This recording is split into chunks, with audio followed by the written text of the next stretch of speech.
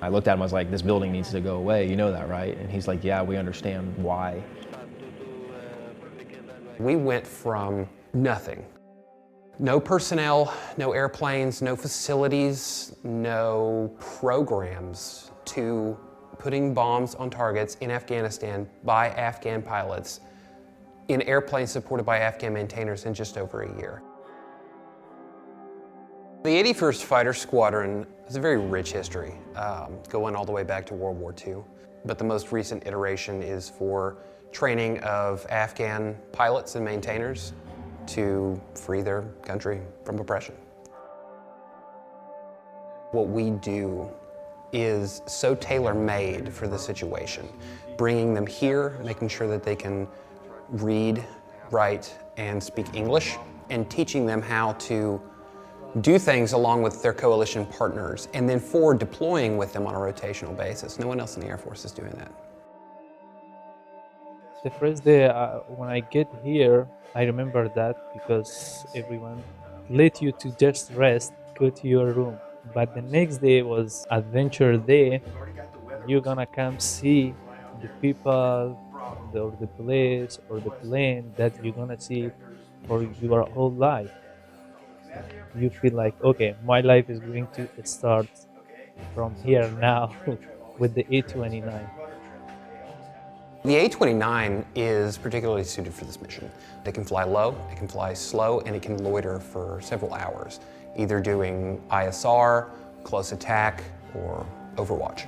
It's really the right aircraft for Afghanistan. It's rugged, it's easy to maintain, it's overall relatively simple, but extremely lethal and efficient if you employ it correctly. Before this program, they were using helicopters. They didn't have a fixed wing air support type aircraft. So the pilots we trained were the first attack fighter pilots trained there in several decades. Being here, having access to a range that they can fly to every single day and drop simunitions, practice targeting, that definitely is a benefit to having it here at Moody.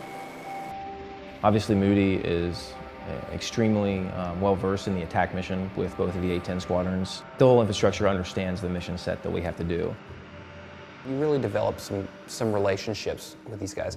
And that, above all else, to me, is the key to good air advising. Developing a rapport, maintaining a relationship, so that you can really instruct. This is one of the incredible feelings I have ever had. When I see this guy, I did not feel like I'm just seeing an instructor. I'm get used to them like they are one of my family members.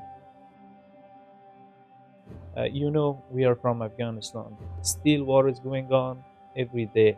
I remember I heard on the news that there is attack where my family left, and I was like super stressed. As soon as I get to squadron, I thought like everyone is reading my mind, and they try to play the role of parents for me, and their behavior totally changed from the military environment to a family environment, and they give me the feeling that we are not alone, and these guys are with us, and everything is gonna be good back home. They was not supposed to play the role of family or the close friend, but they did, and they are doing it until now. One of my former students who is now over in Afghanistan doing his country's work, I told him that my goal would be for me to bring my wife and children one day to visit his wonderful country. You know, I hope one day that our families can meet and share a meal. And one of the most proud moments I had was the first time they did employ a laser-guided bomb, because it was my first student that I ever flew with in the Afghan Air Force who became their first instructor pilot, and then I was there advising him on the mission to drop the first laser-guided bomb in combat, and it was on a Taliban commander's building. He was having a meeting, and I looked at him, I was like, this building needs to go away, you know that, right? And he's like, yeah, we understand why. I was like a nervous parent. I was pacing around the flight line waiting for them to return. And he just gave me 2 thumbs up when he rolled in. And it was a pretty gratifying feeling to know that they hit it. You know, that's something that first tier Air Forces do.